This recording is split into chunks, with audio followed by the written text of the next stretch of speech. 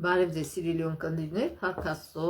որ մենք այսօր էլ առողջ ենք, կենդանի ենք, կարող ենք գալ Աստծո ոտքի մոտ եւ սուրելի դասերը, թող Աստված օրհնի մեզ Սուրբ Հոգով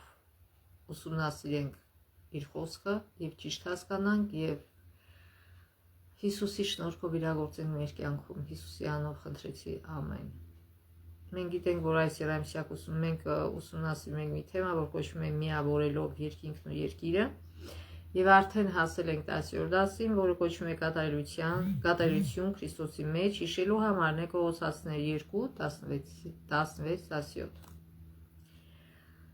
Արդ թող ոչ ոք ձեզ չդատի ուտելու կամ խմելու համար, կամ տոնական օրվա, կամ ամսամուտի, կամ շաբաթը պահելու համար։ Սրանք գալիքի ստվերներն են, բայց մարմինը Քրիստոսինն է։ Ձեզ երբևէ հարցրել են, թե ինչու եք պահում շաբաթը։ Հնարավոր է, որ նույնիսկ այս շաբաթվա հիշելու համարն են, այսինքն այս համարը, որ կարդացինք, օգտագործել են որպես դրա դեմ ապացույց։ Սակայն այս համարը գրվել է ոչ թե 4-րդ պատվիրանի առումով, այլ որպես պատասխան եկեղեցու որոշ կեղծ ուսուցիչների կողմից ուսուցանվող սխալների, որոնք էին այդ սխալները։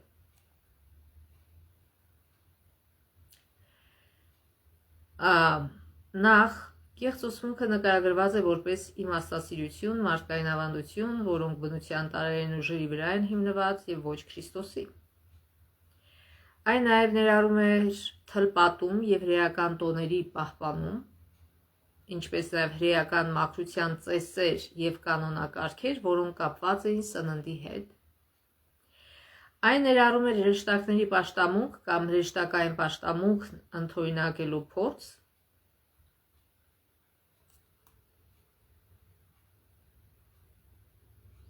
եւ վերջապես այն հիմնված էր ինչպես մարդկանց կողմից ստեղծված պատվիրանների ու վարդապետությունների վրա եւ հնարավոր է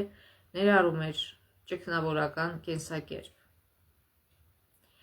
Այս կեղծ ուսուցիչներն ակնհայտորեն կրոնավոր էին եւ անկեղծ, բայց նաեւ սխալ էին հասկանում ավետարանը։ Այսօր մենք կտեսնենք, թե ինչու, եւ կտեսնենք, թե ինչու հիշելու համար ոչ մի կապ չունի 7-րդ օրվա շաբաթը պահելու հետ։ Հոբը հարցրեց, բայց իմաստությունը որտեղ է գտնվում եւ որն է խելքի տեղը։ Հոբ 23:12, Հոբ 28:12։ Պողոսը պատասխանում է Քրիստոսի, որի մեջ են թաքնված իմաստության եւ գիտության բոլոր գանձերը, Կողոսացիներ 2:3։ Եթե մենք ունենք Քրիստոսին, ունենք ամեն ինչ, նույնիսկ կյանքի նպատակի կատարյալ խորհուրդը ճանաչելը, Կողոսացիս 2:2։ Նրա միջոցով հայտնի է դարձել Աստծո խորհուրդը, որն ընդգրկում է փրկության ամբողջ ծրագիրը։ Կարդանք Կողոսացիներ 2:1-7 համարները։ Ուզում եմ, որ դուք գիտենաք, թե ինչպիսի նեղություն եմ կրում ձեզ համար եւ լաոդիկիցիների համար եւ բոլոր նրանց համար, որոնք իմ երեսը չեն տեսել անձնապես, որպեսզի մխիթարվեն նրանց սրտերը, մեկտեղվեն սիրով եւ հասնեն կատարյալ իմաստության ճոխությանը, ճանաչելու համար Աստծո խորհուրդը, որ հայտնված է ի Քրիստոս Հիսուս, որի մեջ պահված են գիտության եւ իմաստության բոլոր գանձերը։ Եվ այս բանն ասում եմ, որպեսզի ոչ ոք ձեզ չմոլորեցնի պատիժ խոսքերով, որտեղ թեպետև հերո եմ մարմնով, բայց հոգով ձեզ հետ եմ։ Ուրախանում եմ, երբ տեսնում եմ ձեր բարի վարքը եւ ձեր հավատի ամրությունը ի Քրիստոս Հիսուս։ Արդ, ինչպես որ ընդունեցիք Քրիստոս Հիսուսին Տիրոջը, այնպես էլ ընթացեք նրանով, արմատավորված եւ կառուցված նրա վրա։ Հաստատ մնալով հավատի մեջ, ինչպես որ ուսանեցիք, որպեսզի աճեք նրա մեջ գոհությամբ։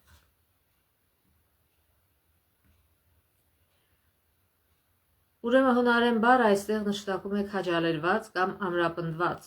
Պողոսի փափագը ոչ միայն Կողոսայի հավատացյալներին օգնելն է, որ ճանաչեն կեղծ ուսմունքները, այլև նրանց քրիստոնեական սիրով միաբանելը։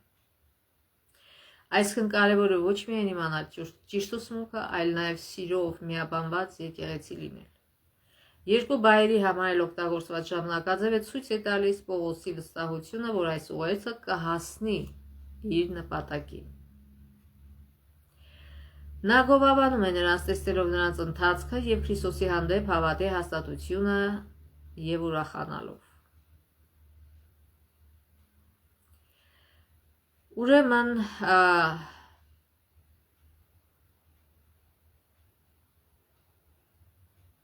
Պողոսը նաև ընդգծում է, որ եկեղեցում պետք է լինի կարգ ու կանոն։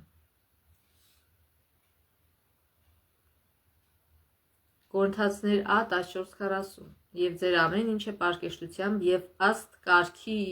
թող լինի։ Երբեմն կա միտում եկեղեցու կարգն ու կազմակերպությունը համարել զուտ եկեղեցական հաստատություն առանց աստվածաբանական շեշտադրության կամ նշանակության։ Այսինքն Աստված գրված է, որ Աստված կարգ ու կանոնի Աստված է, այլ ոչ թե քաոսի։ Եվ եկեղեցում էլ պետք է լինի կարգ և կանոն։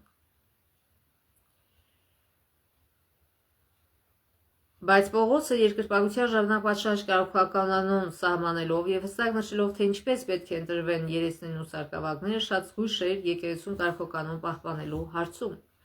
Այս միջոցառումների միջոցով պահպանվում եւ տարածվում են Աստծո իմաստություն ու Աստվածաշի ուսմունքները։ Եթե միտեղ ոչ միայն եկեղեցում չկա կարգականon, այնտեղ չի կարող լինել հաջողություն։ Հաջողություն կարող է լինել միայն այնտեղ, որտեղ կա կարգ ու կանոն։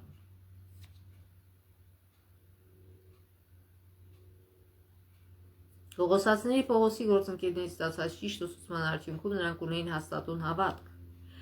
Այն չէր կարող սասանվել, քանի որ հիմնված էր աստվածաշրջան ծառագշիռ հիմքի վրա, որին հետևելու դեպքում պաշտպանված կլինեին կեղծ ուսուցիչների կողմից տարածվող սխալներից, այսինքն Պողոսը հորդորում էր նրանց իրենց հիմքը, իրենց արմատը սարքել Աստվածաշունչը, այլ ոչ թե ուրիշ մարդկանց ուսմունքները։ Կողոսացին ուղղված ուղերձի թեման քրիստոնեական կյանքով ապրելու ամենահստակ խոր իմաստ պարունակող սկզբունքներից մեկն է։ Կողոսացիներ 2:6 Ուրեմն ինչպես ընդունեցի Քրիստոս Հիսուսին Տիրոջը, նրանով էլ ընթացեք, այսինքն մի շեղվեք ճիշտ ճանապարհից։ Փրկությունը ստանում ենք ընդունելով անձը եւ ոչ միայն նրա ուսմունքները, բայց Հիսուսին ընդունելը ներառում է նաեւ նրա բոլոր ուսուցումների ընդունումը, որոնք տրված են Աստվածաշի առաքյալների ու մարգարեների միջոցով։ Եփեսացիներ 2:20 Կառուցված առաքյալների եւ մարգարեների հիմքի վրա, որի անկյունաքարը Քրիստոս Հիսուսն է։ Այսինքն անկյունաքարը Քրիստոս Հիսուսն է, նրա վրա էլ կառուցված են մարգարեներն ու առաքյալները եւ հետո եկեղեցին։ Ամեն ինչից առավել Քրիստոսին ընդունելը նշանակում է սեփական եսի մահ, սեփական անձի լիակատար հանձնում կենդանի Քրիստոսին։ Կենդանի խոսքը Հիսուս այստեղ ուշադրություն դարձնենք, որ խոսքը ինքնասիրության մասին չի, այլ եսասիրության մասին, որտեղ սրանք տարբեր բառեր ու հասկացություններ են։ Եսասիրությունը դա էգոիզմ է, ինքնասիրությունը դա այլ բան է։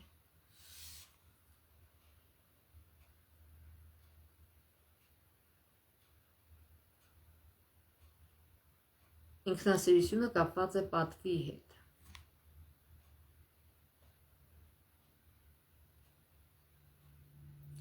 Կենդանի խոսքը Հիսուս չի կարող առանձնացվել գրված խոսքից Աստվածաշունչ։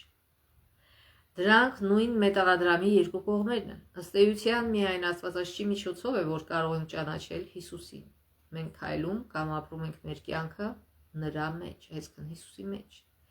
ինչը նշանակում է, որ թույլ ենք տալիս նրա խոսքին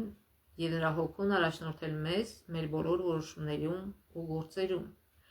Կողոսացիներ 2:7 Պողոսն օգտագործում է աստվածաշրջան սովորական փոխաբերություն, որը քրիստոնյաներին համատում է բույսերի հետ։ Ասում է արմատավորված եւ կառուցված նրա վրա հաստատ մնալով հավատի մեջ, ինչպես որ ուսանեցիք, որպեսզի աճեք նրա մեջ գոհությամբ։ Այսինքն արմատավորված ով ունի արմատ կամ ինչ ունի արմատ, բույսերը։ Եվ այստեղ Պողոսը համատում է քրիստոնյաներին բույսերի հետ, այսինքն ցողունը արմատից է դուրս գալի եւ հետո ցողունի վրա ծաղիկը կամ պտուղը եւ այլն։ Այսինքն կարևորը արմատն է, եթե արմատը չլինի, սնուցում չի լինի եւ կմեռնի բույսը, ծառը եւ այլն։ Նույնը քրիստոնյայի մոտ է, եթե սնուցում չկա Քրիստոսից, որը արմատն է մեր, ապա քրիստոնյա որպես քրիստոնյա մեռնում է, հոգեորապես մեռնում է։ Մենք արմատավորվում ենք Քրիստոսի մեջ ընդունելով նրան որպես մեր փրկիչ եւ կարգավորելով մեր կյանքը նրա խոսքի համաձայն։ Ոչ թե միայն խոսքով ենք ընդունում, որ Հիսուսը մեր փրկիչն է, այլ մեր կյանքը համաձայնեցնում ենք նրա խոսքի հետ։ Այդպես ենք դառնում հավատի մեջ հաստատված։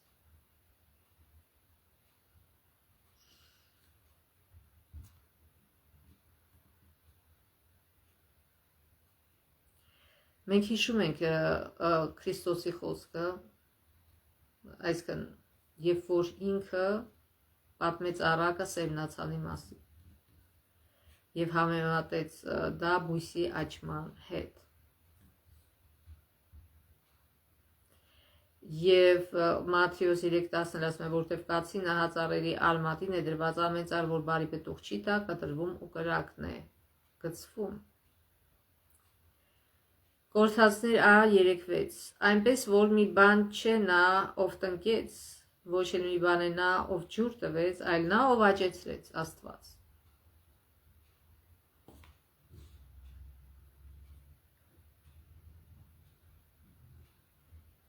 Պողոսը հստակ ներկայացնում է հավատացյալների առջև բացված երկու այլ ընտրակները։ Առաջինը կամ երկու ընտրությունները, առաջինը մնալ արդարության բևեկնիներ, որը տնկել է իր փառավորության համար Աստված եւ շարունակել կատարելագործվել Քրիստոսի մեջ հավատարիմ մնալով նրան եւ նրա ուսուցումներին, մյուսը կարելի է համատել արհեստական բույսի հետ, որը կարող է իսկական թվալ, բայց իրականում անկենդան է։ Եվ նաեւ հիշենք Հիսուսի այն առակը թզի մասին, որ նա մոտիկացավ որպեսզի թուզ պոկի, բայց թուզ չկար, միայն տերևներն էր։ Եվ ասում է սա միայն ձև է, այլ ոչ թե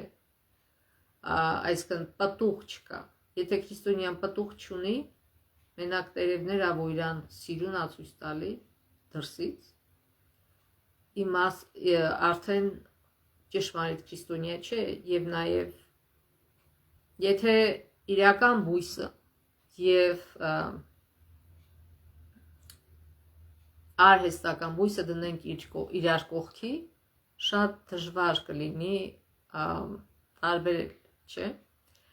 Բայց երբ որ շոշափում ես, երբ որ հոտ ես քաշում, չէ՞, թեկուզ ծաղիկները, իսկական իրական ծաղիկը բույր ունի, բայց արհեստականը չունի։ Այսինքն մեռածի պես մի բան է արհեստական ծաղիկը։ Այն կարող է աչքդ ուրախացնել, աչքդ խաբել, բայց իրականում կենդանի չէ, ընդհանրապես արհեստական է։ Եվ նույնը քրիստոնյաների մեջ է։ Կան քրիստոնյաներ, ովքեր հուրմունք ունեն Քրիստոսի սիրո, կան քրիստոնյաներ, որոնք ուղղակի իրանց են մեծարում, դրսից կարծես թե լավն են, սիրուն են, բայց ներսից, ինչպես ասում է Հիսուսը, ծեփած գերեզմաների են նման, այսինքն կեղծավոր քրիստոնյաներ են։ Եվ դա չի նշանակում, որ իրենք հնարավորություն ունեն ուշքի գալ, զգոն ձևով տեսնել ամեն ինչ եւ ապաշխարել եւ դառնալ իսկական կենդանի քրիստոնյա։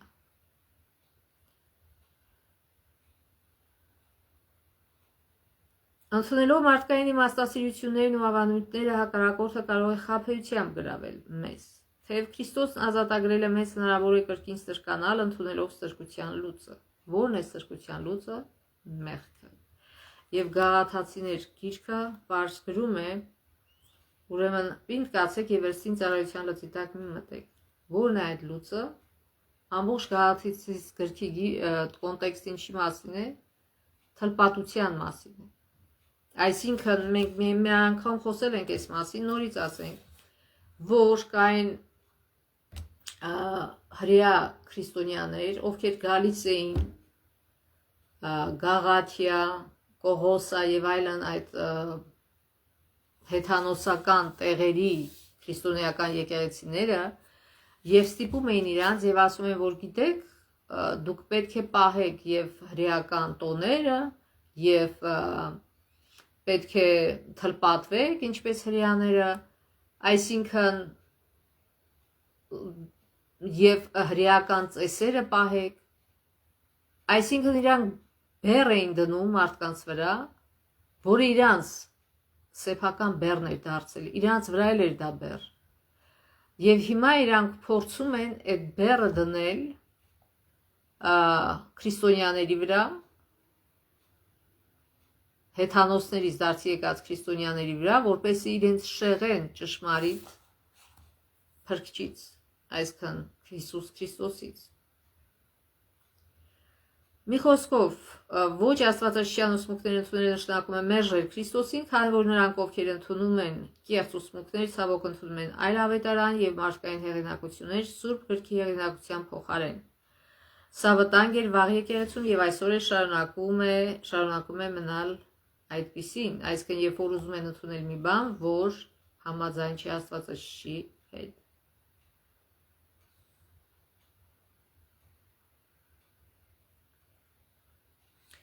Մենք գիտենք, որ Հիսուսը երբ որ խաչվեց խաչին,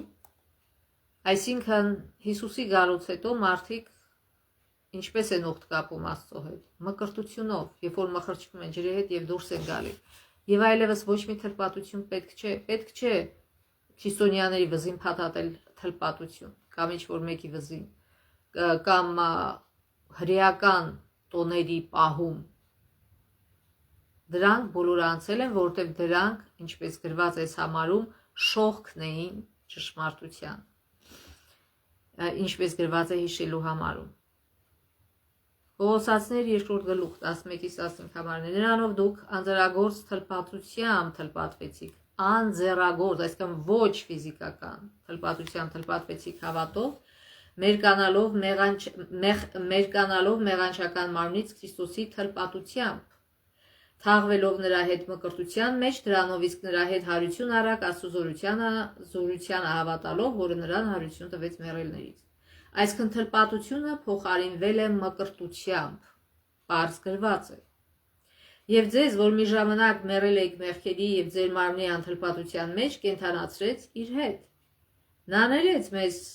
մեր բոլոր հանցանքները եւ ոչացրեց հրամաններով հաստատված այն պարտամուր հակը, որ մեր դեմ էր, վերացրեց այն մեջտեղից եւ մեխեց խաչապայտին։ Տեսեք, ասում եմ, ինքը չի բաժանում իրեն մյուս քրիստոնյաներից, ասում նա ներեց մեզ մեր բոլոր հանցանքները, չի ասում մենակ ձեզ։ Եվ ոչացրեց հրամաններով հաստատված այն պարտամուր հակը, որ մեր դեմ էր, վերացրեց այն մեջտեղից եւ մեխեց խաչապայտին։ Շատերը սա համարում են, որ խոսքը գնում է Աստծո օրենքի մասին։ Բայց այս տողերը ոչ մի աղերս չունեն Աստծո օրենքի հետ։ Ընդհանրապես կապ չունեն։ Ինչ է նշանակում պարտամուր հակ։ Աստծո օրենքը ինչ պարտամուրակ է։ Իշխանություններին այս մասին շատ են խոսացել, որ եթե հնարավոր լիներ Աստծո օրենքը խաչապայտին գամել, ուրեմն էլ պետք չէ Հիսուսը գար, նա կարող էր ուղղակի չեղարկել Աստծո օրենքը եւ վերջ։ Իսկ բայց ինչ է նշանակում չեղարկել Աստծո օրենքը։ Նշանակում է մեղքը մտցնել աշխարհ, օրինականացնել մեղքը։ Այսինքն Աստված ասում է՝ մի խափիր, մի սպանիր, մի շնացիր, մի նախանձիր, կուրք մի սարքիր, մի պաշտիր այդ կուրքը, եւ ինչ, դուք ջնջում եք այդ օրենքը մեջտեղից անում եք եւ ինչ է դուրս գալի, քաոս, մեղքի աշխարհ։ Իշխանություններին եւ պետություններին զինաթափ արեց, հրապարակավ խայտառակեց, նրանց պարտության մատնելով Քրիստոսի միջոցով նրա հարությամբ։ Ինչ նկատի ունի այստեղ Պողոսը։ Դարերի փափակ 3-րդ գլխում վերջի մասերում գրված է, որ երբ որ Հիսուսը պիտի ծնվեր որպես մանուկ, աշխարհը շատ վատ վիճակում էր, մեղքի մեջ, սարսափելի մեղքերի մեջ թաղված։ Եվ ասում է այդ չնկած աշխարհները, որ իրենք նույնպես այդ ծառ ունեն իրանց մոտ, բայց իրանք չեն մեղանչել, իրանք չեն լսել Հիսուսին, իրանք չընկած աշխարհները եւ նաեւ չընկած հրեշտակները անհամբեր սպասում էին, որ Աստված հիմա պետք է ոչնչացնի այս մեղավոր աշխարհը, մեղավոր մարդկանց եւ վերջ ազատվեն այդ չարիքից դիեզերք ազատվի չարիքից եւ սատանան հենց սրա վրա էր իր դրույքը դրել նա ուզում էր ամեն ինչ անում էր որ դրթեր Աստծուն ոչնչացնելու մարդկանց նա էր դրթում մարդկանց այդ սարսափելի մեղքերին եւ ուզում էր իբր թե այնպես անել որ Աստծո համբերությունը հատվի եւ ինքը ոչնչացնի մարդկանց եւ այդ ժամանակ ինքը կապացուցեր որ Աստված սեր չէ այլ ով որ իր դեմ գնում է ինքը ոչնչացնում է իրանց բայց ի զարմանս եւ սատանայի եւ բոլոր չընկած աշխարհների էակների եւ հրեշտակների տեղի ունեցավ մի բան որ իրենք չէին սպասում մեղավոր մարդկանց ու աշխարհը կործանելու փոխարեն Աստված ուղարկեց իր որդուն զոհվելու եւ փրկելու այս աշխարհը կործանումից քանի որ այս ծրագիրը հայտնի էր միայն հորը որդուն եւ Սուրբ Հոգուն ոչ մեկ չգիտեր այդ մասին դրա համար այս քայլը ապշեցրեց ամբողջ տիեզերքը որ Աստված այդքան ուժեղ էր որպեսի ոչնչացներ եւ սատանային եւ մեղավոր աշխարհը եւ մեղավոր մարդկանց բայց ինքը ընտրեց այլ ճանապարհ ինքը որոշեց մարտանալ որպես թույլ մանուկ ծնվել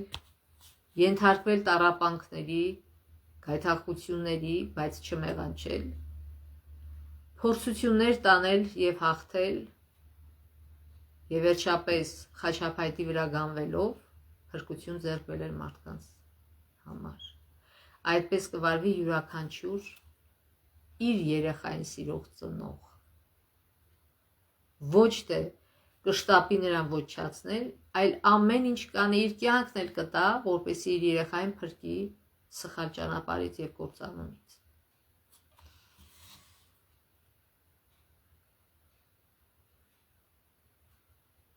Ուրեմն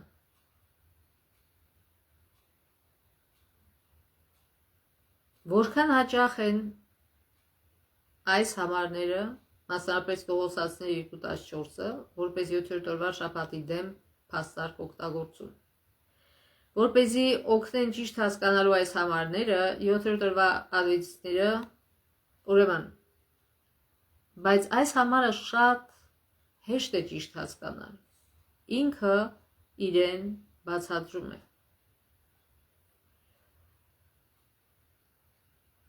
Պարտամուրհակը, ո՞րն է մեր պարտամուրհակը։ Մեր մեղքերը։ Նա մեր մեղքերը գամեց այդ խաչապայտին։ Նա ծիսական օրենքը գամեց այդ խաչապայտին։ Այն ծիսական օրենքը, որը խորհրդանշում էր իրեն։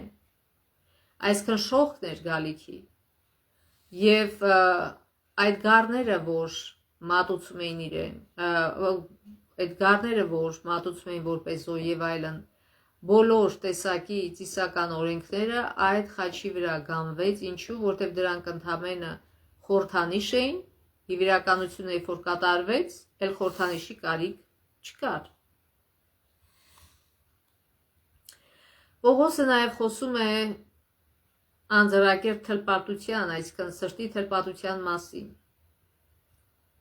ինչը հակադրվում է մարմնի թլպատությանը, որը ծիսական օրենքի կարևոր պայմաններից մեկն էր։ Հենց այդ օրենքներից մեկը, որը խաչապայտին գամեց Հիսուսը, այսինքն ոչ մի թլպատություն պետք չի պահել որևիցե հրեական տոն, պետք չի իրանց այդ բոլոր ծիսական օրենքները, որ շատ հորինել են եւ հենց իրենց համար բեռ էր դարձել, պետք չի այդ բոլորը բեռը, որ Հիսուսը վերցրեց մարդկանց ուսերից։ Այնուհետև Պողոսն այս ներքին փոփոխությունն այսպես է մեկնաբանում։ Կողոսացիների 2:11-12 Մարմնական մեղքերի մարմնից մերկանալով նրա հետ մկրտությամբ թաղվեցիք։ Այսինքն նկղմամբ մկրտության մասին է խոսքը։ Այս մկրտությամբ մենք միանում ենք Քրիստոսի մահվան ու հարությանը, մենք ուխտ ենք կապում Քրիստոսի հետ։ Դարձի այս փորձառությունը համատվում է մեղքերի մեջ մեռած լինելու եւ Քրիստոսի հետ կենթանալու հետ, ով ներեց մեր բոլոր հանցանքները։ Դատավճռի ծրագիրը վերաբերում է օրենսդրական հրամանագրերին, լինեն դրանք աշխարհիկ կամ եկեղեցական։ Այս հունարեն բառի միակ մեկ ուրիշ օգտագործումը Պողոսի գրվածքներում վերաբերում է արարողակարգային օրենքին, այսինքն ծիսական, որը բաժանարար պատ էր ձևավորում հրեաների եւ հայթանոսների միջև։ Եփեսացիներ 2 գլուխ 14-15 համարներ, որտեղ նա է մեր խաղաղությունը, այսինքն Քրիստոսը նա, որ երկուսը մեկ դարձրեց, քանդեց իր մարմնի մեջ միջնորմը, թշնամությունը եւ հրամաններով տրված պատվիրանների օրենքը, այսինքն ծիսական օրենքը,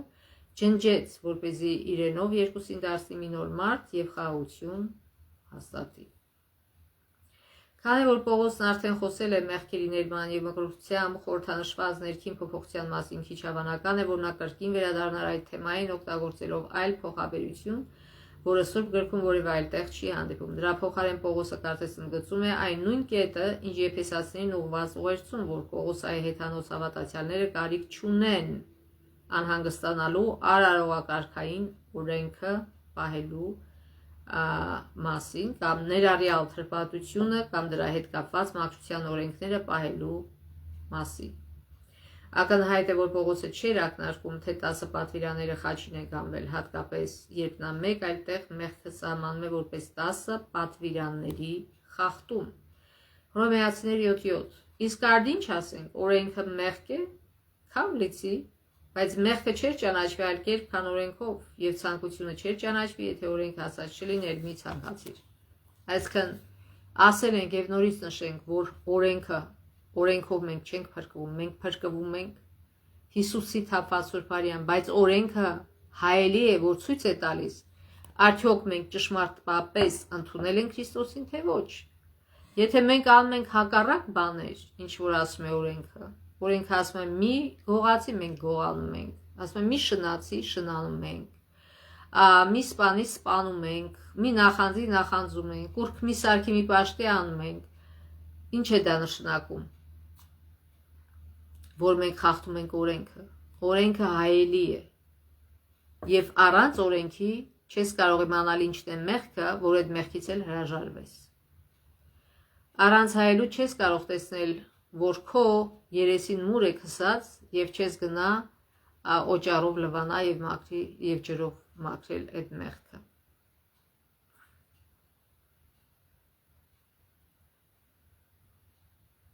Որքան հաճախ են ուրեմն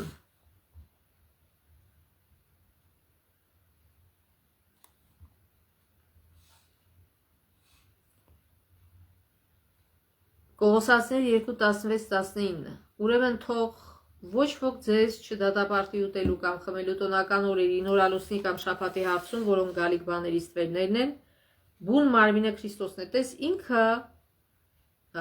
Տեսեք, ինքը համարը պատասխանում է այդ հարցին, ասում է, որոնք գալիք բաների ստվերներն են։ Աստծո դասաբանյա օրենքը ոչ մի բանի ստվեր չի, դա օրենք է։ Աստծո մատով գրված օրենք։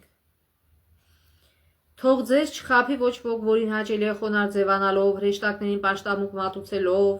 դեռ չտեսած բաներին միջամուխ լինելով, անտեղի հպարտանալ մարմնական մտածումներով, որ սա ոչ մի աղերս չունի տասնաբանյա օրենքի հետ, կապ չունի ընդհանրապես։ Այդպիսին չի կարող կապված լինել գլխին Քրիստոսին, որից ամբողջ մարմինը հոդերով եւ հոդակապերով հաղորդակցված եւ միակցված իր աճումն է ստանում այն աճումը, որ Աստծուց է։ Ուրեմն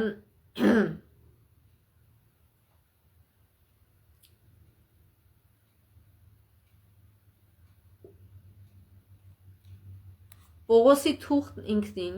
բավական տեղեկություններ է տրամադրում այն մասին, թե ինչն է երևույթին հրեա քրիստոնեական պարակտիչ ազդեցություն ունեցել այս հիմնականում հեթանոսական եկեղեցու վրա։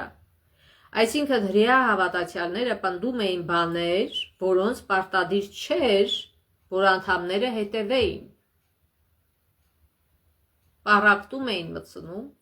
եւ ծանր բեռ էին դնում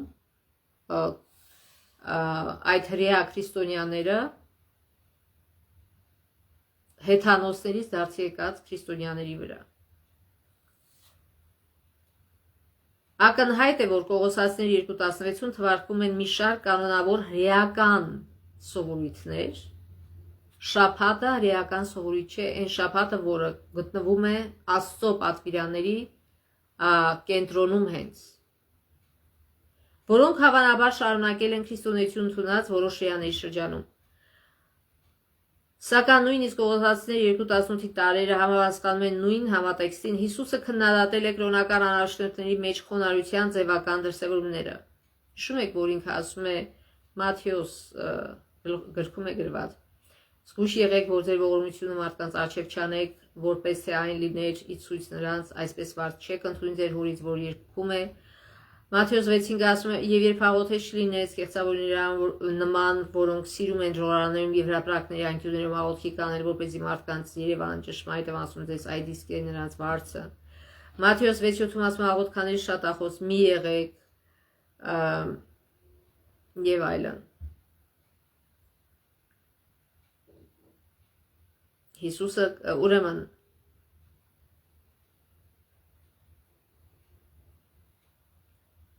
քանի որ այս համարը Կողոսացիների 2:16 հաճախ սխալ է մեկնաբանվում, կարևոր է այն ավելի մանրամասը ուսումնասիրել, ուշադրություն դարձրեք հետևյալ կետերին։ Պողոսի օգտագործած արդ ուրեմն բառը ցույց է տալիս, որ սա եզրակացություն է հիմնված նախորդ ասվածների վրա։ Նախկինում նա խոսել էր այն մասին, որ ֆիզիկական թլպատությունն անիմաստ է, քանի որ կարևոր է սրտի ներքին փոփոխությունը։ Ուտելիք եւ խմիչք, սրանք վերաբերում են կերակուրի եւ խմիչքի ընծաներին, որ Իսրայել ժողովուրդը իր հետ բերում էր տաճար, այլ ոչ թե Ղևտացիս գրքին, որը արգելում է Աստծո կողմից, Աստված արգելում է մարդկանց ուտել անմաքուր մսերը։ Եվ ինչու է դա անում մեր առողջության համար։ Եվ երբ որ մարդիկ ասում են, «Օ, նոր կտականում դա հելած է, էլ պետք չի», այսքան մարդու մարմինը չի փոխվել։ Այն ժամանակ էլ մարդը նույն մարմինը ուներ, ինչ որ հիմա։ Եվ Աստված այն ժամանակ տվել էր, որ մարդիկ չուտեն եւ առողջ լինեն, այդ կեղտոտ մսերը, անմաքուր մսերը չուտեն եւ առողջ լինեն։ Եվ այսօր էլ դա շարունակվում է։ Մեր մարմինը չի փոխվել եւ առողջության օրենքները չեն փոխվել։ Բայց այն մարդիկ, ովքեր սիրում են կեղտոտ անմաքուր միս ուտելը, սկսում են արդարացնելու համար իրենց մեղքը, սկսում են կեղծել Աստծո խոսքը եւ դրանով վատություն են անում միայն իրենց։ Աստված դա տվել է մեր առողջության համար։ Եթե չեք ուզում առողջ լինել, մի հետևեք, մի արեք։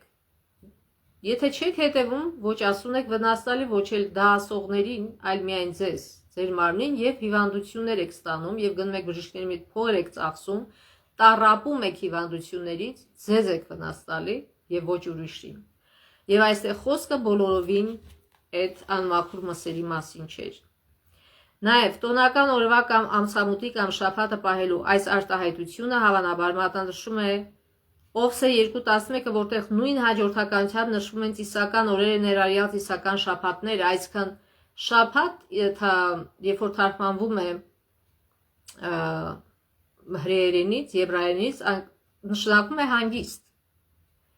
Եվ իրենք ունեին տոներ, որոնց ժամանակ իրենք չէին աշխատում, հանգստի մեջ էին, եւ դրանք կոչվում էին շաբաթներ։ Եվ սա ոչ մի կապ չունի 10 պատվիրանների մեջի եղած շաբաթի մեջ, որը տրվել է այն ժամանակ, երբ որ հենց սկզբում Աստված ստեղծեց երկինքն ու երկիրը,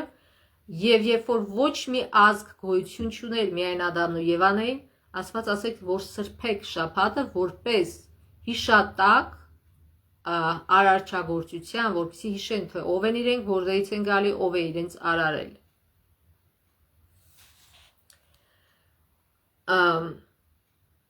Եվ նորից կրկնենք, որ համարը ինքը իրեն բացատրում է, սրանք գալիքի ստվերներն են, բայց մարմինը Քրիստոսինն է։ Այսինքն այդ ամեն ինչը խորհրդանշում էր Քրիստոսի գալուստը եւ խաչվելը։ Այս իսական օրերը, ինչպես զոհաբերությունները, մատնանշում էին Քրիստոսի գործը։ Եվ երբ որ Քրիստոսը արեց բրծավ իր գործը, սրանք արդեն կարևոր չեն եւ պետք չեն։ ի տարբերություն Իսահակը, այսինքն այստեղ Պողոսը նշում է, թող ոչ ոք ձեզ չդատի, այսինքն այդ հրեա քրիստոնյաները իրավունք չունեն ձեզ դատելու, որ դուք չեք ուզում եւ չեք պահում իրենց հրեական օրենքները, որ վերաբերվում էր ծիսական օրենքները, որ այդ ամբողջը խորհրդանշում էր Հիսուսի մահը։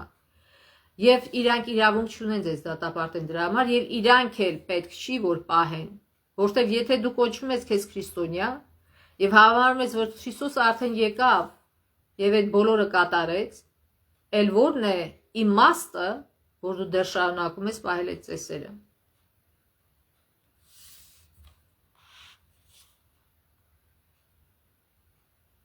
Ի տարբերություն ծիսական օրերի 7-րդ օրվա շաբաթը սահմանվել է Եդեմում նախքան մեղքի առաջանալը եւ սրբարանում ծիսական զոհաբերությունների ընդունումից շատ առաջ, հետեւաբար այն ստվեր չէր, որ պետք է վերածվեր խաչվելուց հետո։ Կողոսացիներ 2-րդ գլխի 20-ից 23 համարների եթե մեռաք Քրիստոսի հետ եւ այս աշխարհի տարերքի իշխանությունից դուրս եկաք, էլ ինչու աշխարհում ապրող էակների նման հետևում եք կանոններին ասելով՝ մի մոտեցիր, մի ճաշակիր, մի դիպչիր, քանի որ այդ բոլորը գործածվելով ապականում են ըստ մարդկանց պատվիրանների վարդապետության։ Այստեղ խոսքը գնում է մարդկանց հրեաների պատվիրանների եւ վարդապետության, որ իրանք կցել էին Աստծո պատվիրաններին։ Այսինքն իրանք էին ասում, էսի մի արա, սրան մի ճար, էսի մի մոտեցիր եւ այլն։ Բազմաթիվ օրենքներ էին, սահմանափակող օրենքներ էին հորինել, որ հենց իրենց վրա էր բեր դարձել։ Քանի որ այդ բոլորը գործածվելով ապականվում են ըստ մարդկանց պատվիրանների ու արդարության, նրանք կարող են իմաստուն ձևանալ իրենց ինքնակամ կրոնով, ոչ թե աստվածային խոնարհությամբ եւ իրենց մարմնի խստակեցությամբ, բայց այդ բոլորը մարմնական ցանկությունների զսպելու համար ոչ մեկ արժեք չեն ներկայացնում։ Ինչպես Գաղաթացին ուղղված իր ուղերձում այստեղ էլ Պողոսը հրեական ծիսակարգերի վերաբերյալ մտահոգությունը բնութագրում է որպես մարդկային ավանդության պահպանում։ Այլ կերպ ասած, ինչպես երկրային տաճարը, այս բոլորը պատկանում են երկրին, բայց մեր քաղաքացիությունը երկնքում է։ Մեզ պետք չէ ծանրաբեռնվել ծիսական օրենքով, քանի որ այն ընդամենը նախանշում էր այն իրականությունը, որն այժմ վայելում են Քրիստոսի միջոցով։ Այսինքն, թեև սկզբում այն տրված էր Աստծո կողմից, այս կանոնները կատարելով իրենց գործառույթը այլևս անհրաժեշտ չեն, որտեղ Հիսուսը արդեն եկել եւ խաչվել է, պետք չէ գառը վերցնել եւ մորթել, պետք չէ թլփատվել, պետք չէ հրեական տոները պահել, որտեղ դրանք բոլորը խորհրդանշում էին Հիսուսին եւ այլ մնացած իրենց օրենքները։ Եվ երբ որ մարդիկ սա բերում են եւ ուզում են կապել Աստծո տված 10 պատվիրանների հետ, այդպես չէ, հայտնություն ասում է, որ երկնային արքայություն չեն մտնի ովքեր գողերը, սպանողները, շնացողները, կուրք պաշտողները եւ այլն։ Այսինքն ինչ է նշանակում։ Տասնաբանյա օրենքները խախտողները չեն մտնի երկնքի արքայություն։ Այսինքն օրենքը երբեք, Աստծո տասնաբանյա օրենքը երբեք չի խաչվել, երբեք։ Եթե այն հնարավոր լիներ ուղարկի չեղարկել, Հիսուսը չեղարկեր եւ վերջ, պետք չէր, որ ինքը գար եւ խաչվեր։ Բայց պատկերացնեք, որ այդ օրենքը չեղարկվի, ինչ է լինելու։ Սատանայի ուզածն է լինելու։ Մարդիկ իրար վնասելու են եւ իրար ոչնչացնելու են, որ հիմա էլ կատարվում է հենց։ Այն պատճառով, որ մարդիկ չեն ուզում Աստծո օրենքին ունկնդրել եւ կատարել։ Քանի որ այս բոլոր կարգավորումները վերածվեցին խաչի վրա, ինչպես նշում է տաճարի վարակույրը աստվածային ձեռքով պատրվելու միջոցով, չէ՞, երբ որ Հիսուսը խաչի վրա մահացավ, այդ վարակույրը, որ տաճարում էր, պատրվեց վերևից ներքև հրեշտակի ձեռքով։ Քրիստոնյաները, ներառյալ հրեա քրիստոնյաները այլևս ենթակա չեն այս կարգավորումներին կամ կանոններին։ Դրանց հնազանդվելով իրականում մենք կարող ենք մեզ նույնականացնել այս աշխարհի հետ, որն անցնում է ի հակադրություն Քրիստոսով մեզ խոստացված նոր աշխարհի։ Ի վերջո մեր ակնկալիքը հետևյալն է՝ նոր երկնքի ու նոր երկրի ենք սպասում, որոնց մեջ արդարությունն է բնակվում։ Բ Պետրոս 3:13։ Եվ ոչ թե պարզապես այս հին աշխարհի վերանորոգումը։ Բացի այն, որ փարիսեցիներն ու օրենսգետները մովսեսական կանոնների վրա ավելացրել էին մարդկային լրացուցիչ պահանջներ, հին կտակարանի արարողությունների շարունակումը, որոնք կատարվել էին Քրիստոսի կողմից, այլևս չէին կարող աստվածային պահանջ համարվել, այլ միայն մարդկանց կողմից պարտադրված պարտականություններ։ Իսկապես դրանք բեռ էին դառնում հավատի համար, փոխանակ այն ամրապնդելու։ Շատ հեշտ է այս ամենը տեսնել ոչ միայն որպես միջոց քեզ վեր դասելու նրանցից, ովքեր դա չեն անում, ինչն ինքնին սխալ է, այլև նույնիսկ որպես փրկություն վաստակելու միջոց, այնպիսի ծուղակ, որի մեջ չպետք է ընկնենք։ Քրիստոնեության պատմության ընթացքում աստվածաշնչի փորձագետները հաճախ են ենթարկվել կրոնական հայտարարություններ անելու գայթակղությանը, զավթելով Սուրբ Հոգու դերը, որն ուղղորդում է հավատացյալներին հասկանալու, թե ինչ է նշանակում տեքստը։ Քրիստոսն այն աղբյուրն է, որից բխում է Սուրբ Գրքի ճշմարտությունը, ինչպես սովորեցրել են Պողոսը եւ Աստվածաշնչի մյուս գրողները։ Եվ մենք հիշում ենք, ինչպես շատ ուժեղ վեճ առաջացավ այդ բոլորի վերաբերյալ եւ վերջի վերջո իրենք նամակ գրեցին հեթանոսությունից դարձի եկած քրիստոնյաներին եւ ասեցին ինչ է պետք իրենց անել եւ ինչը ոչ։ Վերջում կարդանք Էլեն Ուայթի Գործ առաքելոց գրքից, ինչպես առաքյալների օրերում մարդիկ ավանդույթներով ու իմաստասիրությամբ փորձում էին ոչնչացնել Սուրբ Գրքի հանդեպ հավատը, այնպես էլ այսօր բարձր քննադատության, էվոլյուցիայի, ոգեհարցության,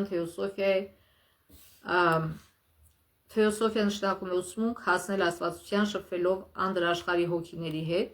որոնք իրականում սատանայի հրեշտակներն են, եւ պանթեիզմի։ Պանթեիզմն էր կրոնական եւ փիլիսոփայական տեսակետ է, որը Աստծուն ներկայացնում է բնության, նույնացնում է բնության հետ։ Ուրեմն այդ գրավիչ գաղափարներով արդարության թշնամին ձգտում է հոգիներին տանել արգելված ուղիներով, այսինքն այն ժամանակվա քրիստոնյաների համար այդպիսի ծուղակներ էին, ինչպես հրեաների ծեսերը, տոները եւ այլն։ Հիմիկվա համար այդ ծուղակները չկա, բայց կա ուրիշ ծուղակներ, որոնց մեջ քրիստոնյաները կարող են ընկնել։ Շատերի համար Աստվածաշունչը նման է ճրագի առանց յուղի, քանի որ նրանք իրենց մտքերն ուղղել են կեղծ հավատալիքների ուղիներով։ Յուղը ինչ է խորհրդանշում? Սուրբ Հոգին։ Ուրեմն կեղծ հավատալիքները բերում են թյուրիմացություն եւ շփոթվածություն։ Բարձր քննադատության աշխատանքը մասնատելով ենթադրություն, այսինքն այդպիսի ուսմունք կա, բարձր քննադատություն, high criticism, եւ այդ ուսմունքը ենթադրություններ անում է, վերակառուցում է, խաթարում է հավատն Աստվածաշնչի նկատմամբ որպես աստվածային հայտնության, այսինքն ասում են Աստվածաշունչը Աստծուց չէ։ Այն Աստծո խոսքը զրկում է մարդկային կյանքերը կառավարելու, բարձրացնելու եւ ոգեշնչելու ուժից։ Ոգեհարցության միջոցով շատ մարդկանց սովորեցնում են, որ ցանկությունը բարձրագույն օրենք է, որ ազատու լինելը ազատություն է եւ որ մարդը հաշվետու է միայն ինքն իրեն։ Ազատու լինելը փչացածության, ռասպուշինս ռուսերեն բառը։ Եվ այսինքն ինչ է ռասպուշինսը, ինչ է ազատու լինելը մեղքին, եւ որ համարում ես, որ դա սովորական մի բան է, նորմ է դառնում։ Եվ մարդիկ ազատությունը շփոթում են այլասերվածության հետ։ Ոչ, այլասերվածությունը դա ազատություն չէ, դա ամենամեծ գերությունն է։ Եվ երբ որ Հիսուսը ասում է ազատություն, Պողոսը ասում է ազատություն, իրանք նկատի ունեն ազատություն մեղքից, ազատություն այլասերվածությունից, ազատություն մեղքին ազատու լինելուց։ Եվ իրանք պնդում են, որ մարդը հաշվետու է միայն ինքն իր առջև, ոչ, մարդը հաշվետու է իր առջև, որը նաև իր դատավորն է։ Եվ այդ դատավորությունը ուշ թե վաղ լինելու է։ Եվ քանի դեռ ուշ չէ, կարող եք ուխտ կապել Հիսուսի հետ եւ ինքը որպես փաստաբան կլինի ձեզ այդ դատավորության ժամանակ։ Ձեր պաշտպանը։ Քրիստոսի հետևորդը կբախվի գայթակղիչ խոսքերի, որոնց վերաբերյալ առաքյալը զգուշացրել է Կողոսացիներին, Նա կհանդիպի սուրբ գրքերի հոգևոր մեկնաբանությունների, բայց չպետք է ընդունի դրանք։ Նրա ձայնը պետք է լսվի հստակ հաստատելով սուրբ գրքի հավերժական ճշմարտությունները։ Աչքերը Քրիստոսի վրա հառած նա պետք է անշեղորեն առաջ շարժվի նշված ճանապարհով, մերժելով բոլոր այն գաղափարները, որոնք ներդաշնակ չեն նրա ուսմունքին։ Ինչպես մենք կարող ենք իմանալ, այսինչ ուսմունքը ներդաշնակ է Աստվածաշունչի ուսմունքին, ճշմարիտ ուսմունքին, թե ոչ։ Իհարկե, ուսումնասիրելով Աստվածաշունչը, ուրիշ ոչ մի ձև։ Ոչ թե միայն մարդկանց լսելով։ Մարդը շատ հանգիստ կարող է խաբել, մարդը շատ հանգիստ ինքն էլ կարող է մոլորության մեջ մտնել, ընկնել եւ մյուսներին էլ ներքաշել այդ մոլորության մեջ։ Դրա համար ամեն մի ճշմարիտ քրիստոնյա իր արմատը, իր հիմքը պիտի անի Աստծո խոսքը, Հիսուսին։ Եվ ամեն ինչ փորձի Աստծո խոսքով, ամեն ինչ ստուգի Աստծո խոսքով։ Իհարկե դա ջանք է, ժամանակ է պահանջում, եռանդ է պահանջում, բայց դա մեր փրկության համար է, մեր ապագա փրկության համար է։ Աստծո ճշմարտությունը պետք է լինի նրա խորհրդածության ու մոտորումների առարկան։ Սա է ամենահեշտ ձևը մոլորություններից զերծ մնալու համար։ Այսինքն ճանաչել ճշմարտությունը եւ այդ ժամանակ դու արդեն հեշտ